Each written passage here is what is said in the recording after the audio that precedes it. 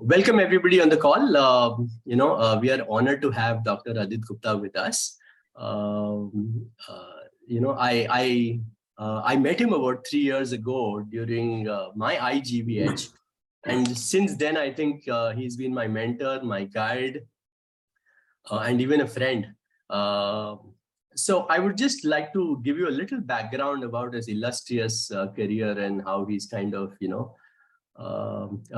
really grown the ranks. So just give me a second while I read. It's a long bio, and so please stay with me on this. So Dr. Gupta is a double fellowship trained ophthalmic plastic surgeon, extensively in the niche specialty of ophthalmic plastic surgery and facial aesthetics. He's completed his master's from PGI Chandigarh, followed by training at LV Prasad Eye Institute, and he topped it with an international fellowship at none other than UCLA Stein Eye Institute of Los Angeles. His main areas of interest are Oculofacial Aesthetics, eyelid reconstruction, the thyroid eye disease, and ocular GVHD, which is the core of our call today. He lectures extensively and has about 22 peer-reviewed international publications. And he also has a book in his name, which is Advances in Oculoplasty, published none other than by Springer. So I think we are indeed, honored to have you, sir, on this call. And I think, you could be the best person to address ocular GVHD, not only from a GVHD perspective for patients, but also I think we would like to expand the call beyond to cover more for even patients who chemotherapy and who are suffering from maybe lymphoma, leukemia, or other diseases, and who are extensively going through an oncological treatment, and who also suffer eye disease. So welcome again on the call, sir. Thank you so much, Neeraj, for having me here.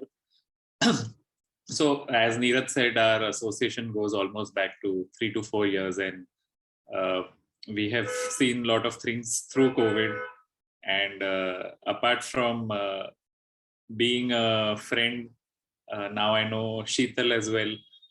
He helped us a lot with certain essential drugs which were in shortage during the COVID pandemic, especially the black fungus, which affected the eye as well. So for me, this I never imagined that I would be associated with ocular GVHD and especially the patients so closely. So in the last 3 to 5 years, although it didn't begin as my primary interest, but now it has become one of my primary interests. And with certain associations in the future, I hope to expand the scope of treatment and support for these patients wherever and whenever required. Hopefully in the future, I already have spoken with Neeraj, we will have this organization linked to an institute, which would provide us with more research-based opportunities, because eventually, unless and until research comes out from our own country, we have to keep relying on the West, where the patient data and epidemiology may be more suited to their conditions rather than India. So let's hope we have a more fruitful association and we can progress in this regard. Yeah, absolutely. And what an honor to have you on our board of medical advisors in the BMT Support Foundation. I don't think we could have had a more experienced person in this area, and really privileged. And I think this is one area where, so it's almost like a partial disability to say during this condition, because you can't drive, you can't ride your vehicle, you can't work on your computers, there is strain. So it's almost like working in that space of partial disability when a person is going through GVHD. And it's so important that I think we start focusing on this as a very important area for a person to get back to work or get back to so-called normalcy of life at the earliest. So really, thank you so much, sir, for just taking out time on a Sunday morning. And I think we'll begin with the first thing. So if we have to simplify the word ocular, let's say GVHD, and I think all of us know GVHD specifically for allogenic transplant patients. If we were to, just set aside the GVHD for a minute, for a person who goes through an oncological treatment, and usually it is said that the side effect of, of the chemotherapy, of the steroids and all of that have an impact on this thing. So can you expand on what exactly happens in this process? So leaving aside GVHD, if we just look at oncological treatment and if we focus on blood malignancies or malignancies which involve the bone marrow and the blood progenitor cells, there are various impacts of chemotherapy, including steroids. So how it affects the eye is obviously one form of affection is in the form of GVHD, which can be acute or chronic. Acute is the one which grossly, if we divide, happens within the first 100 days of receiving the stem cells. And chronic is whatever happens later than that. This is just to simplify things. There are certain sub-classifications further available. Apart from that, chemotherapeutic drugs, when infused in the body, we know that chemotherapeutic drugs are basically used to kill cancer cells, right? So they have to be toxic because they are attacking cells which are rapidly multiplying and proliferating. So these cancer cells are stronger than the human body cells. Okay, that is why they proliferate and spread throughout the body. So we need to infuse the person with certain drugs which are strong enough to kill these cells. Okay, so you can imagine what damage these cells must be causing to the body.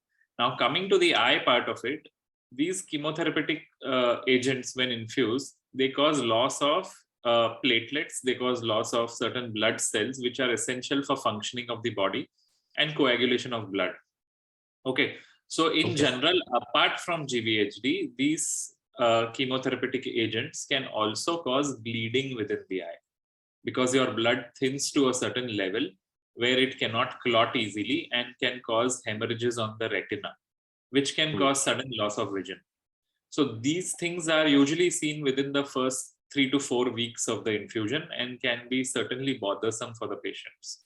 So this is one of the commoner things apart from GVHD that we see in chemotherapy receiving patients, especially for blood malignancies, myeloma, because already their normal blood cells are compromised. On top of it, we are injecting certain drugs which will certainly reduce the blood counts further. And that is why you get these retinal problems, which are a totally different subset. Now, coming to the problem of steroids. So now why steroids are given? Steroids are given basically to reduce the inflammation in your body, to reduce the immune fighting capability of your body, and sometimes sort of to reduce the autoimmunity that is associated with these conditions. But steroids in turn can cause two major effects on the eye. One is it can increase the eye pressure because of irreversible changes to the drainage system of the eye. And second is it can lead to progression of cataract formation. Now, we are not very bothered about the second condition, cataract formation, because that is something which can be treated by performing a surgery, which is fairly successful.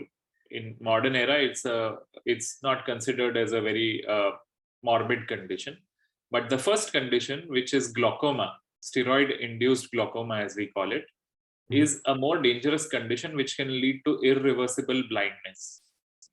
So, whenever steroids are received, there are two groups of patients. One is a person who responds to steroids and the other is a non-responder. The patients who respond to steroids are basically the people who can have glaucoma even with a small dose of steroids. So these patients who receive steroids on a long-term basis, oral, IV, or even in the form of eye drops, should have regular monitoring of their eye pressures and also evaluation of the optic nerve, because that is where the major problem is and that is where the irreversible loss happens.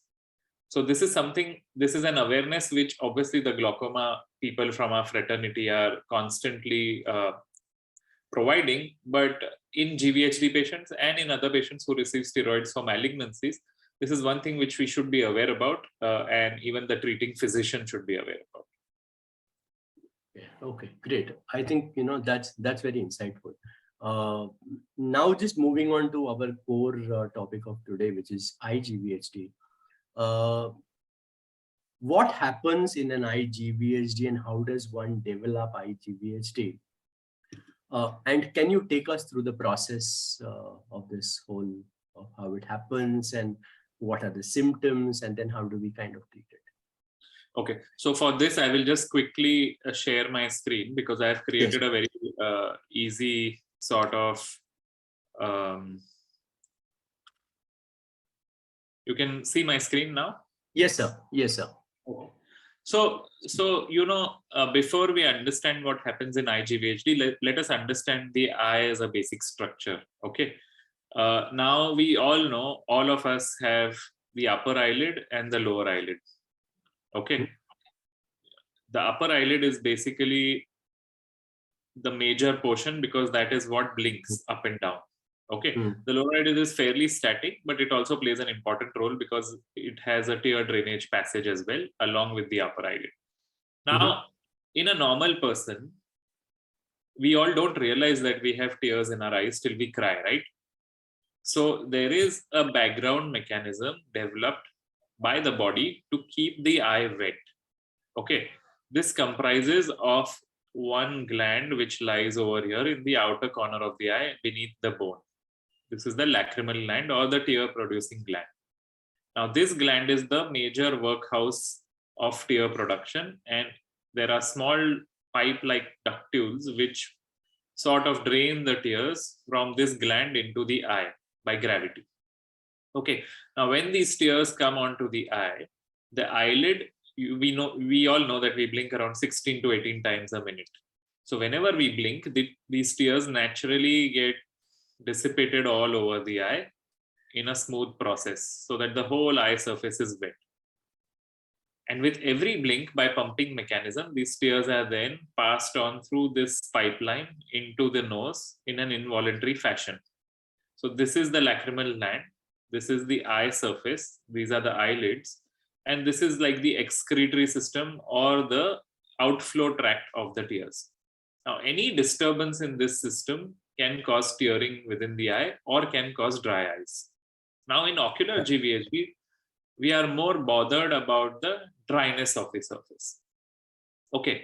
Now, apart from the tear gland, which is here, there are certain small glands present in the eyelid as well and on the conjunctiva, which is the white surface of the eye as well, which are also responsible for producing some portion of the tears, which help in IGVHD patients because sometimes these glands are spared.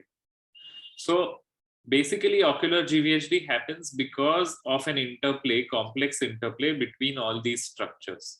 Okay, but the main thing is that there is inflammation and attack of the donor cells on these glands and the wet surface of the eye, which causes reduction in tear production. Okay, so this is the main basic mechanism why ocular GVHD happens. If we go ahead, now, although our tear film, the tears which are spread on our eye, is very fine, there are three layers within it. One is the lipid layer, the aqueous layer, which is mainly the water because tears are almost 80 to 90%, 99% water. And third is the mucin layer. Now, the blue layer which you see here, the blue part is the majority of the part which is produced by the lacrimal gland. Okay. And this part, the yellowish part, this is also very important. This is produced by the glands in the eye and some of the glands on the surface of the eye. Now, what is the function of this part is that it prevents evaporation of the aqueous layer, which is produced by the lacrimal gland. So even if you have a normally functioning lacrimal gland, but if this layer is not there, your tears will get evaporated faster and can cause dry eye. Not to the extent when you will have a combination of all three, but to a certain extent it will. So we need to understand that as well because the treatment is then modified according to that. These are the glands which I was talking about, which are present on your eyelid. These are around 60 to 80 in the upper eyelid and 40 to 60 in the lower eyelid. And there are certain imaging techniques by which you can sort of localize these glands as well. It is called as meibography. And for general information, these are the glands which get blocked when you get a sty in the eye. So that's why some people get multiple attacks of sty in the eye. Now, coming to how ocular GVHD happens, to simplify it, now, usually in allogenic bone marrow transplants, you look at an HLA matched donor, right? The more the HLA matching, the lesser the chance of rejection. So you find almost a perfect match if possible. And these HLA matched donors are normal, healthy individuals. Okay, they might be related to you mostly. And their body is normal, so they have very aggressive and naughty cells, which when infused into your body can destroy a certain amount of cells. So this is basically either by autoimmunity or by inflammatory reactions which can happen. Now, when a recipient like a patient with GVHD, a patient with bone marrow transplant, tries to fight these cells, some cells cannot match up, certain cells fight it.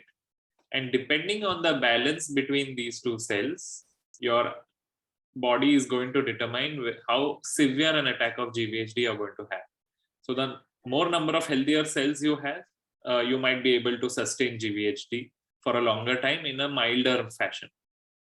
The more number of unhealthy cells you have, or cells which cannot respond to these cells, your body is going to give up, and sort of you're going to have an acute GVHD as well as maybe a chronic GVHD, which might not be controllable with just medicines itself.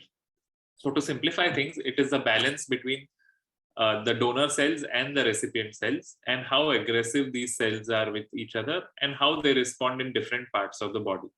Now, these cells might respond differently in different parts. Sometimes you might have a severe eye GVHD and your body might be doing better than the eye, and vice versa. So those mechanisms are still not understood, and they are undergoing sort of research. Now, coming to how a patient or a doctor or a physician knows about eye GVHD, there are early signs and then there are confirmed or late signs. The earliest sign, unfortunately, gets overlapped with other signs of dry eye.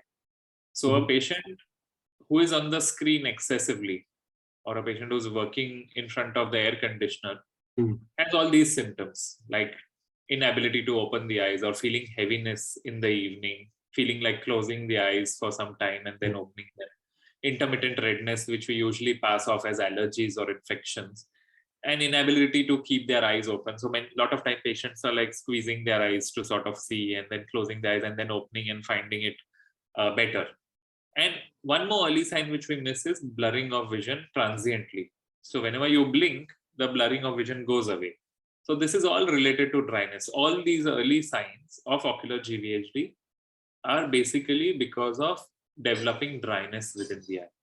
So till the time your eye can sustain the dryness, you don't go into the severe or the mild, moderate symptoms of GVHD, which might be in the form of constant redness, constant watering from the eye, sometimes ropey, sticky discharge, a dull pain.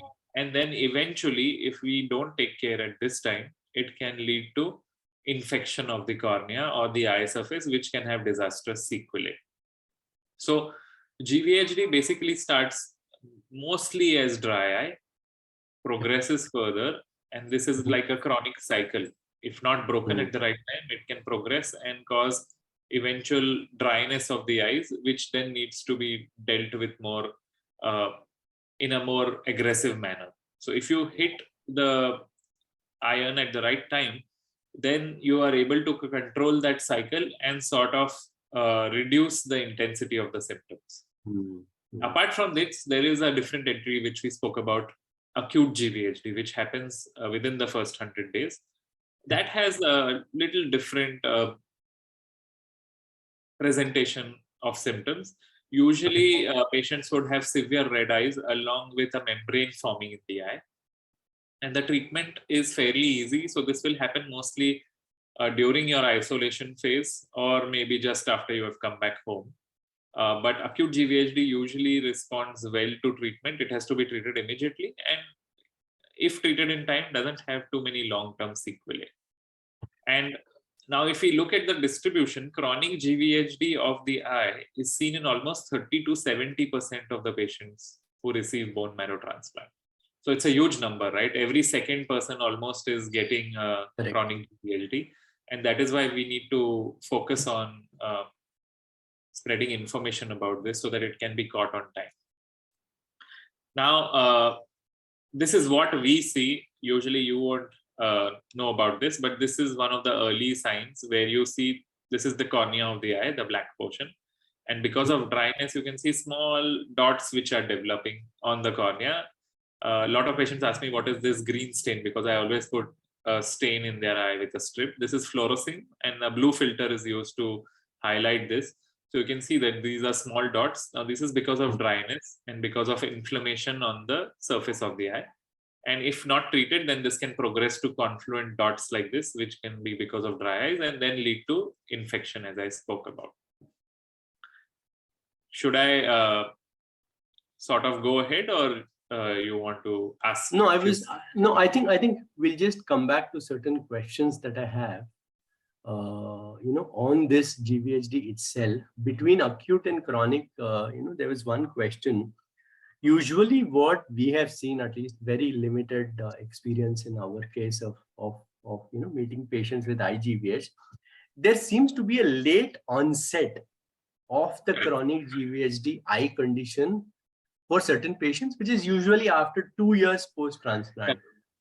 What data, so I don't know if that's accurate, with our limited number we've been able to observe, but is there some kind of statistics around that which says around what time?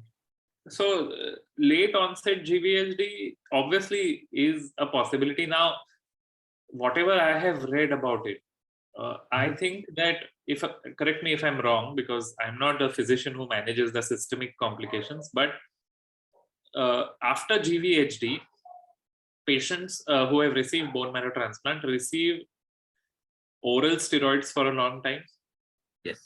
Receive some sort of immunosuppression in the form of immunosuppressive drugs for at least a year, year and a half, or absolutely more. In fact, even more. Correct. So these immunosuppressive drugs are basically given to sort of prevent rejection of the donor cells, right? And these in turn also suppress your own immunity. So for this 1.5 year period, your body is controlled by these external agents, which are working at a safe level in your body to prevent this reaction, or prevent autoimmunity, or prevent destruction of tissues or the donor cells. And when these agents are sort of tapered, they are tapered slowly and one by one. When these agents are starting to taper, or when they come to a level where the other cells now start acting up, this is when the late onset chronic GVHD happens. So I have seen a lot of interlap between these, the reduction of dosage of these immune suppressants and the occurrence of GVHD. But late onset GVHD that we have seen is sort of milder than the one which happens within the first 2 years. Okay. Because by then the body is conditioned to a certain thing. There may be exceptions, but this is in my limited experience. But it could be because of the tapering of these drugs and sort of stopping of these drugs. Okay. I think you could probably stop, sharing your screen, and I think we could go back to certain questions that we have. Yeah. Thank you so much. One question that really came up during GVHD was, anybody going to a transplant, right? We know that this problem could occur anytime, say 6 months, 12 months, 1.5 years, 2 years and more. Is there a standard protocol within the BMT framework, or is there a need for a standard protocol for an ophthalmic evaluation at a detailed level to see what's happening at an eye level? Because we usually do the liver test, blood test, all of that, right? Which is more internal, and we're able to capture the data for that GVH. But this one is not usually a part of that process. So, So actually that's a very good question. When I was reading through literature, I found out that in the West, there is 1 or 2 particular drugs which are started when the bone marrow transplant is started. In the eye, to reduce the ongoing inflammation or to suppress the inflammation in the eye as well. So this is given as a prophylactic therapy long-term results are not out as yet, where we know whether it is really efficacious or it makes a difference or reduces the intensity of GVHD. But people are looking at presumptive medication for GVHD as well, because the eye is such a sensitive structure that even small changes can make a big difference. Right. So I don't know if it is feasible right now, but when we look at the research point of it, if we screen patients, like if you look at India, 30% of the working population is in front of the screen, especially with work from home scenario. So already some of them might have some form of pre-existing dry eye. So people who have pre-existing dry eyes could be maybe screened out before the BMT therapy starts, or immediately after the BMT therapy, sort of to start them on medications, or we could have a protocol where some medications could be started right when the BMT is started, so that at least we can sort of baseline control the tear secretion or prevent dryness in the severe form. And from the research point of view, it would be very interesting to have a prospective data where if we suppose take a group of 100 patients undergoing GVHD, and we have pre bone marrow transplantation data in the form of all parameters like the cornea, the tear film, the tear film osmolarity, or the thickness of the cornea. And then after that, if suppose 100 out of 100 in the first 1 or 2 years, 50 develop GVHD, then we have data to compare the pre and the post. What changes are happening? What sort of mechanism is causing this GVHD in our patients? And then direct treatment therapies towards it. So from a research point of view, it will certainly sort of add benefit if we at least we're not saying that we look at all the patients undergoing, but if we have a cohort of 100 patients also who undergo bone marrow transplantation, and we have sequential data over maybe 3-4 years, then we might be able to answer questions better. Okay, interesting. I was also kind of wanting to know about are there preventive tests that we can do post bone marrow transplant? Let's say the first 100 days are over. At a 6-month interval, 12-month interval, if there are any tests, what would you suggest that a patient goes through eye evaluation? I think what is the right period you think that? So I think obviously during isolation, if a person develops acute GVHD, we cannot predict. But that time, obviously, you are admitted in a hospital, so you have access to eye care. But after you have been discharged, I think one examination within the first year, maybe around 6 months after receiving bone marrow transplant, could be prudent, because basic clinical evaluation along with tear film assessment can sort of give you an indicator where this patient is going. Okay, so you don't need fancy tests or anything. Those fancy tests and all are needed for research. So that is a completely different but we get patients from the rural areas, from far-flung areas, who might not be able to sort of come again and again. For these patients, a simple evaluation by an eye doctor who is sort of tuned to ocular GVHD is more than enough. You don't need a very trained hi-fi specialist to sort of do a basic screening test. A good eye doctor is enough to sort of rule out dry eye in these patients. So I think 6 monthly intervals for the first 2 years should be more than enough for a normal patient. Okay, great. And as far as the symptomatic relief for GVHD is concerned, obviously there is. So can we now move to the treatment of GVHD? So what is the standard line of treatment? And along with that, what is the symptomatic relief that normally people use? So let me just share my screen again. Sure, sir.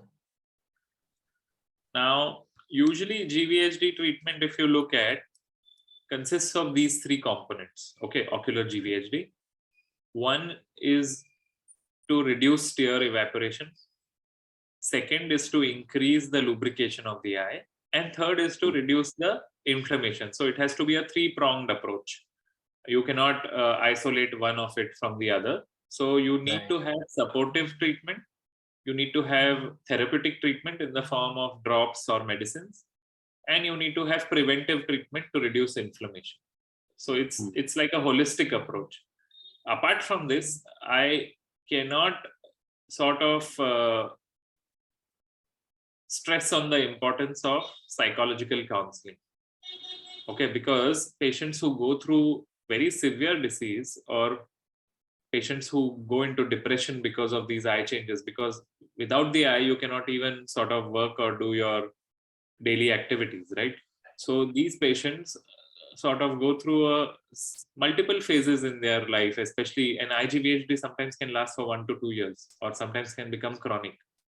So psychological counseling or help from a friend, talking to a friend, or any support group makes a big difference. So that obviously we will stress upon maybe in later question and answer sessions. But when we look at treatment of ocular GVHD, the most important thing is certain modifications in your life. So this comes in reducing evaporation. One is whenever you step out of the house, and if you're having these symptoms, you should wear goggles. Okay, goggles sort of prevent evaporation of the tears from the surface of the eye.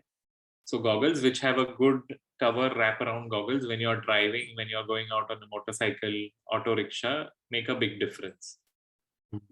Second is you can have tinted eyewear or tinted goggles, because sometimes light sensitivity is very high in these patients, again because of the dryness. So tinted wraparound goggles is one of the most important modification in lifestyle for these patients. Second is increasing the consumption of omega-3, omega-6 fatty acids and certain essential oils like cod liver oil or flaxseed oil in your diet, because these oils have been shown to increase the mucin or the mucus secreting capacity of the eye. They stimulate the glands in the eyelids to produce more mucus to keep the eye wet. Third is avoid sitting in front of the air conditioner while working in the car, because the draft is directly on your face. So avoiding windy areas, avoiding sitting in an air-conditioned room or in front of the air condition for a long time, again helps because it causes rapid evaporation of the tears. Okay, and 4 is warm compresses.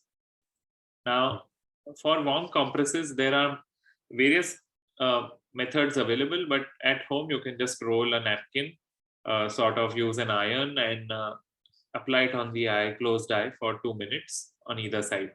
A warm compresses sort of again is known to stimulate the eyelid glands or to sort of open up the glands, increasing the tear production, and also gives symptomatic relief. Now, these are the moisture chamber glasses which are now available online, but maybe we should take it up as a project and develop these our own indigenous ones, where sort of you see this whole silicone sheet which is formed around the eye, so that there's like a sealed chamber. So this helps in prevention of evaporation of tears.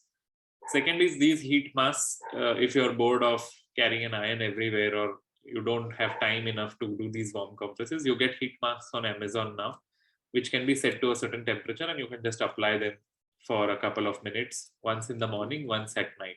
So these 2 modifications in your lifestyle can certainly help in mild to moderate cases and even in severe cases.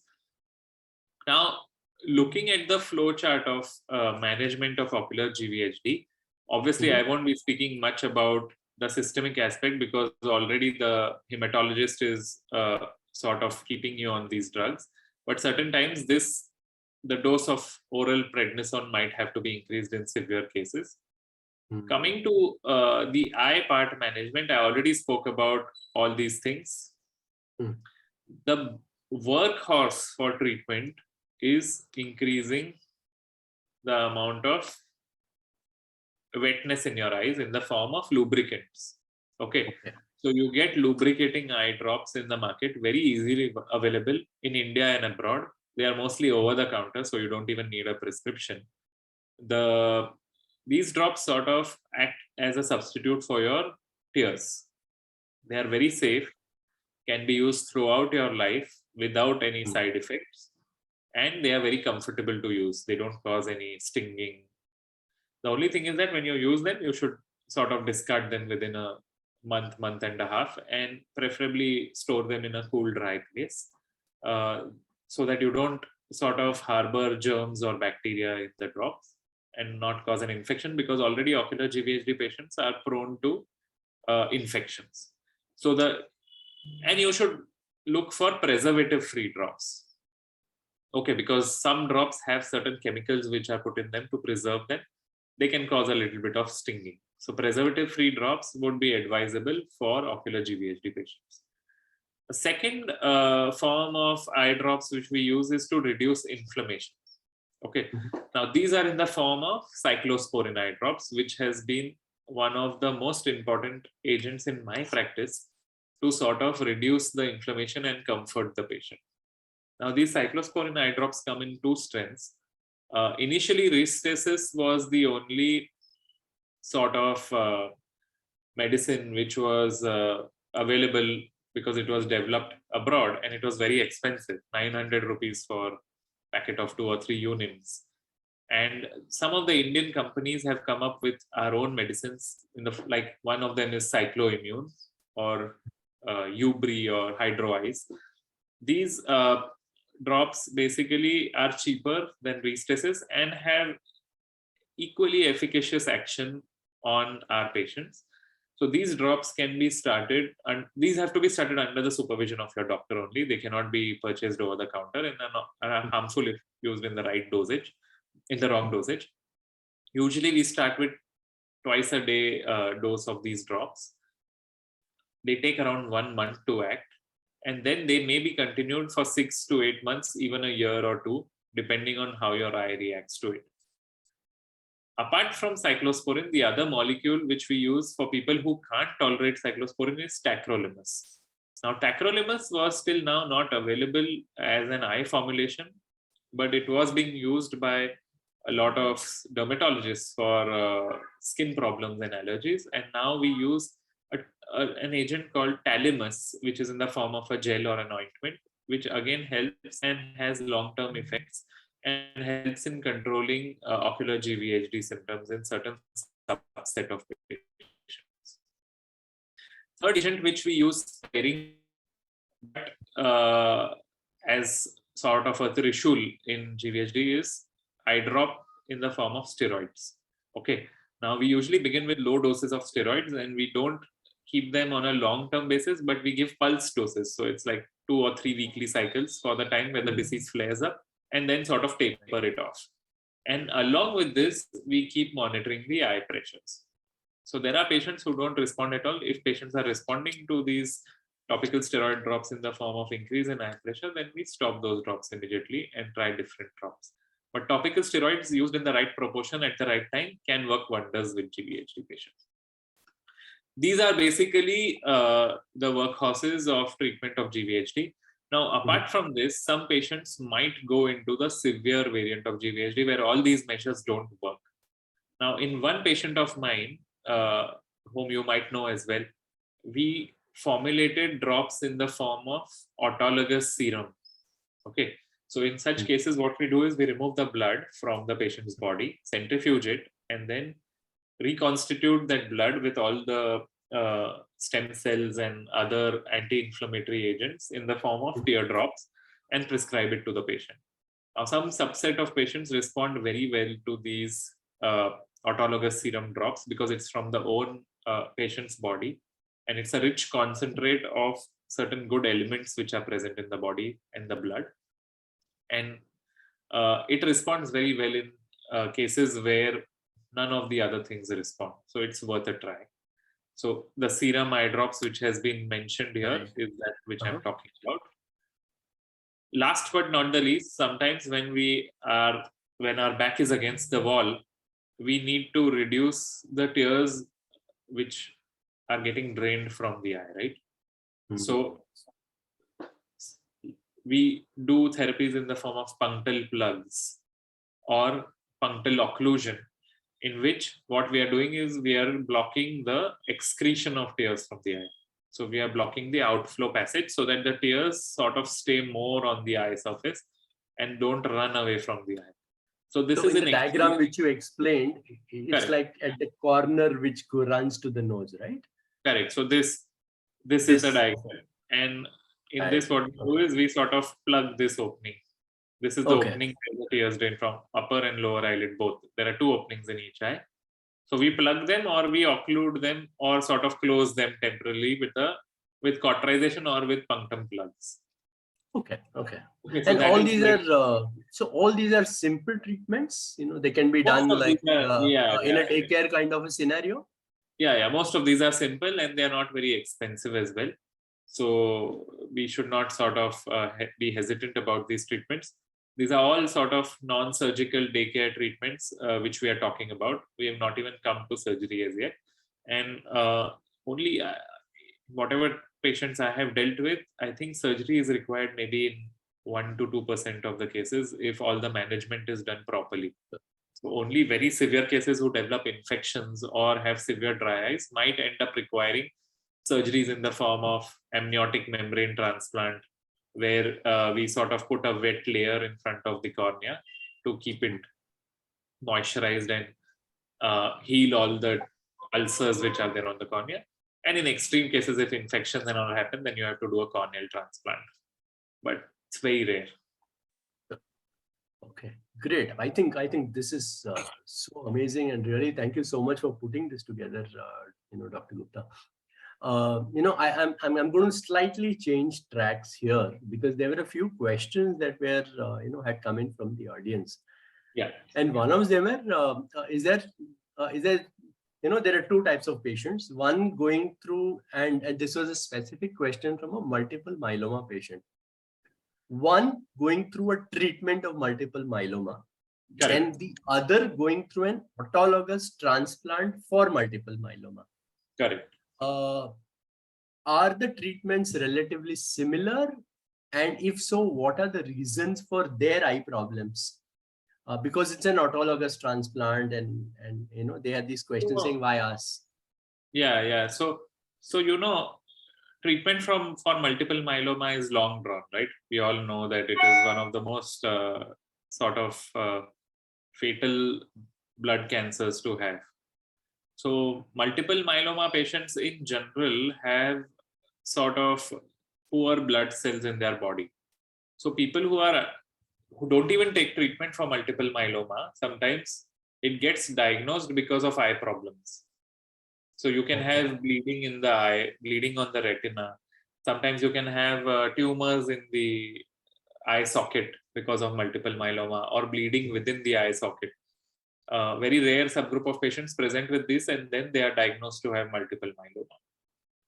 Okay, so these are independent things, but people who are receiving treatment for multiple myeloma, as I spoke about right in the beginning, can have thinning of blood, which can manifest in the form of bleeding on the retina. Multiple myeloma patients have more so of retinal problems than corneal problems or dry eye.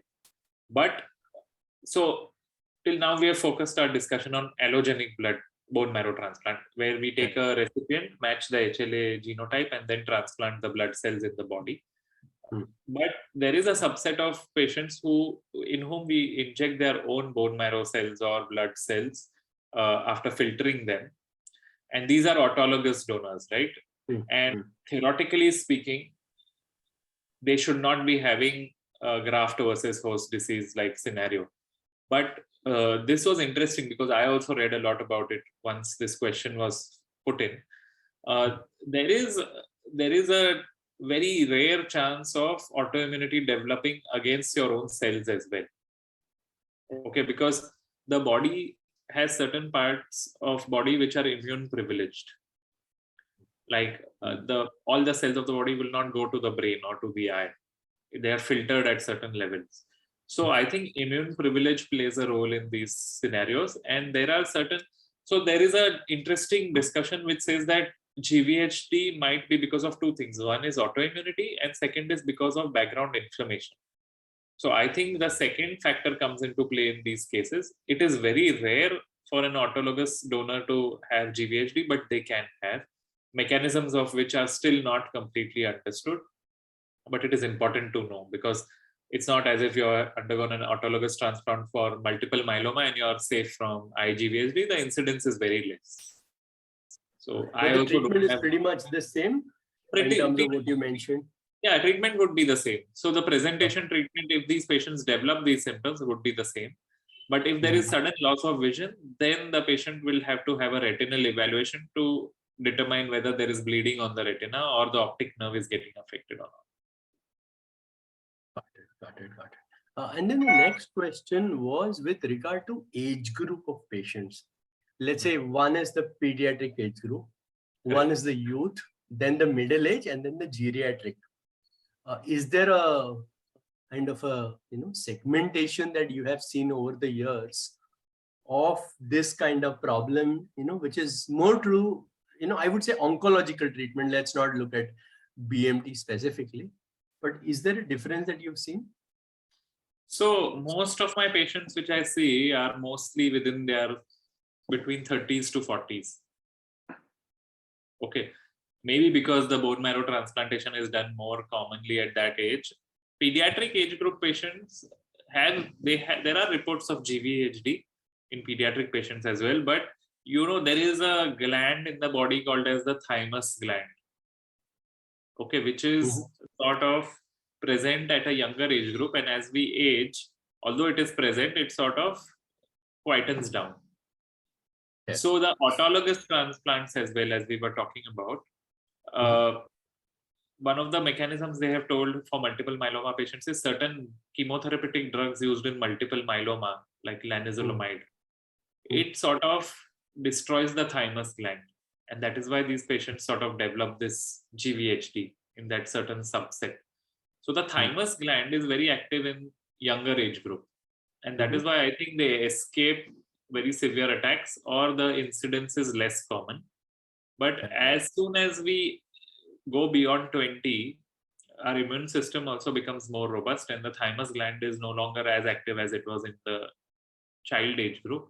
And that is why I think that these patients are mostly seen after the age of 25 to 30, up to the age of 45 to 50. In the old age, I think it is very rare. I don't know. I have not seen many patients of geriatric age GVHD. Most of the patients that come to me are within the age groups of 25 to 40. Mostly 30s in the third decade. So it's more the degenerative due to age, that kind of normally. And I think bone marrow transplantation as it is advised. Before 65. Correct. These malignancies are diagnosed before a certain age group when the symptoms happen. I have not seen a pediatric patient with GVHD as yet. Okay, interesting. Yeah, so that actually brings me to one more very important, I think, question, which was going through my mind. Is, in terms of this GVHD that we kind of, talk about, and in terms of management of GVHD, like self-management is very difficult, and the caregivers really have to, give in a lot of their time and effort and all of that. So have you ever seen, somebody coming to you and saying, okay, now how soon will this kind of, or how long will this persist, or how soon will it get over because I'm not able to get back to things? Is that a... Yeah, so that is one of the commonest scenarios which we face, because it's a frustrating disease. It's not like something which even the doctor can predict that you will be cured within a couple of months. The only thing which I can tell my patients is that luckily you are on the milder spectrum and you will be fine and you will be able to work throughout your life.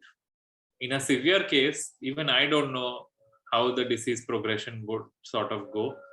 But most important, as a doctor, I think managing GVHD, especially the eye part, is uplifting the patient's morale.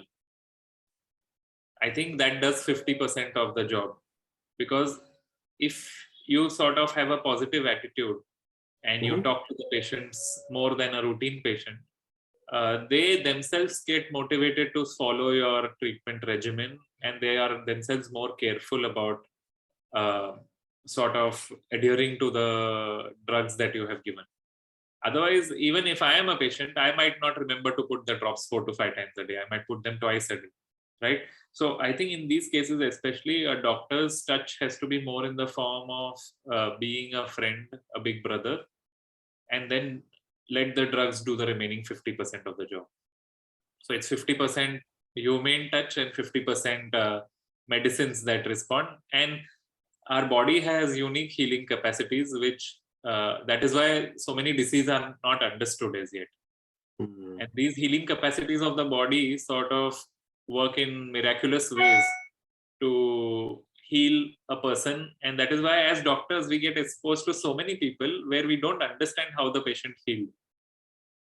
Sometimes even after a surgery might not have gone as we expected, and the patient is doing completely fine in the next week. So there are unexpected powers which we all need to sort of think about, and that happens only with a positive mindset. So whenever a patient comes to me, I talk to them, I give them sort of a disease duration. I tell them that we have to fight this battle over a period of maybe 1 to 2 years, and we will have to be careful. These are the warning signs. If these things happen, you can sort of contact me on, most of my GVHD patients have my number, so they can contact me on my phone, and then we sort of work towards it. But it's a long process.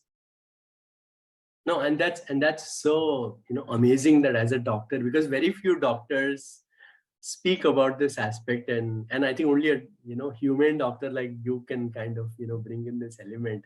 So really, thank you so much for doing so.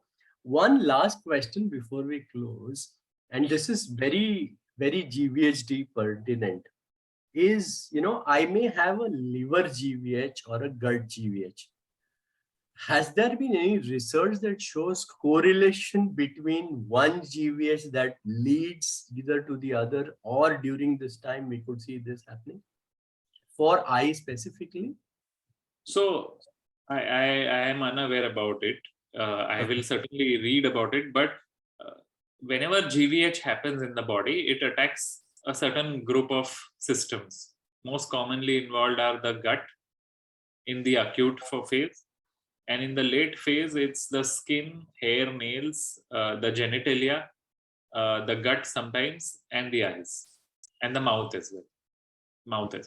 So I have seen that it attacks the wet surfaces of the body as well. We cannot predict whether the eye is going to get involved because a certain body part is involved. I think the baseline attack is happening in all the organs.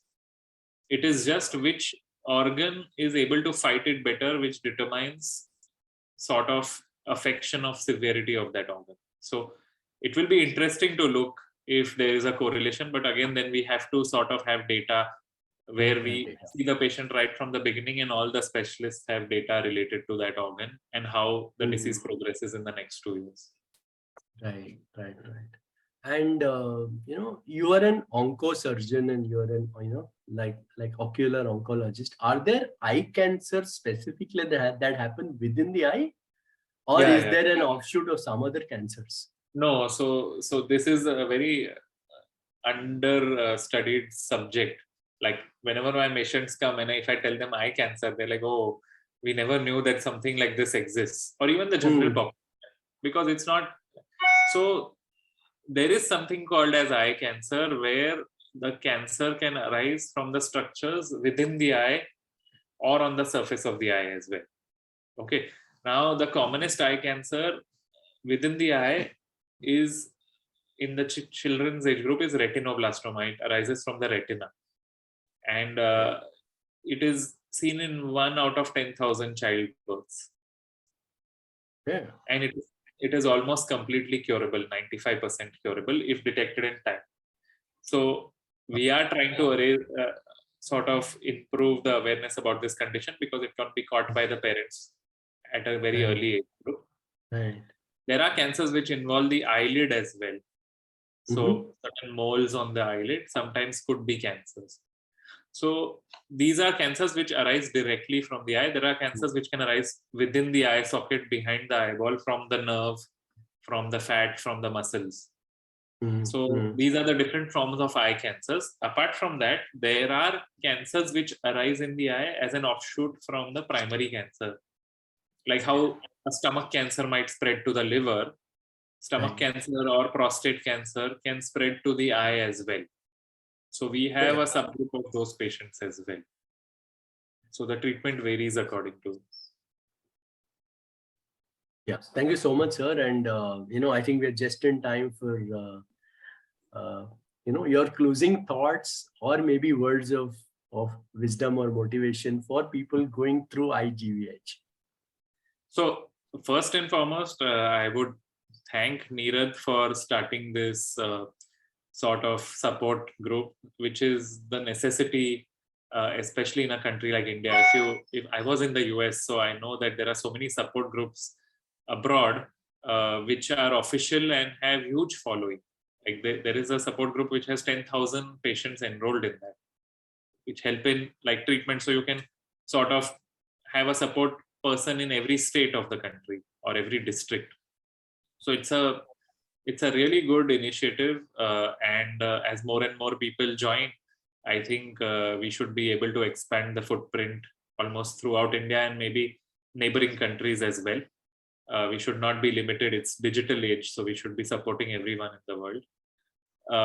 And I think the next 20 years belong to India. So hopefully most of the research comes out from our country now, henceforth. I would say that I would certainly want to work with this group more, and which is why in the near future I have certain collaborations happening. We might set up sort of an ocular GVHD data center and a research center where we can collaborate more with patients. We will certainly require your help in that regard. But for a patient with IGVHD, you should not get panicked, because if detected within time, it is completely curable. You can live a normal, healthy lifestyle with certain modifications. And the drugs and treatment modalities which are available are not very expensive. So it is within reach for the lowest strata of society as well. And obviously, we ourselves provide support to such patients in whatever way possible. Surgeries required, Indian mentality is that people are scared of surgeries, right? So one positive point is that surgery is required only at the very end stage in less than maybe 2% of the patients suffering with ocular GVHD. So if you adhere to your medicines well, I don't think you will end up in that stage. And last but not the least, psychological counseling and taking help or talking to someone from anywhere in this support group, your relatives, doctors, certainly goes a long way in boosting the morale of these patients. Yes, thank you so much. And I think as BMT Support Foundation, it would be a privilege and an honor to be associated with you and the work that you're doing in the space of ocular GVHD. And I think we would, in whatever way, you just have to know that you just have to let us know. And I think, we'll do whatever we can in this space. So thank you so much, sir, for taking out time today. And I think giving us such crisp, clear, and I think very, very concise definitions of this process and the treatment. And of course, a lot of words of motivation that we can all live a normal life with the existence of chronic GVHD also. And I think it will go a long way in helping patients understand this, not only from India, but I think everywhere. So really, thank you so much, sir. Once again. Thank you so much for having me here.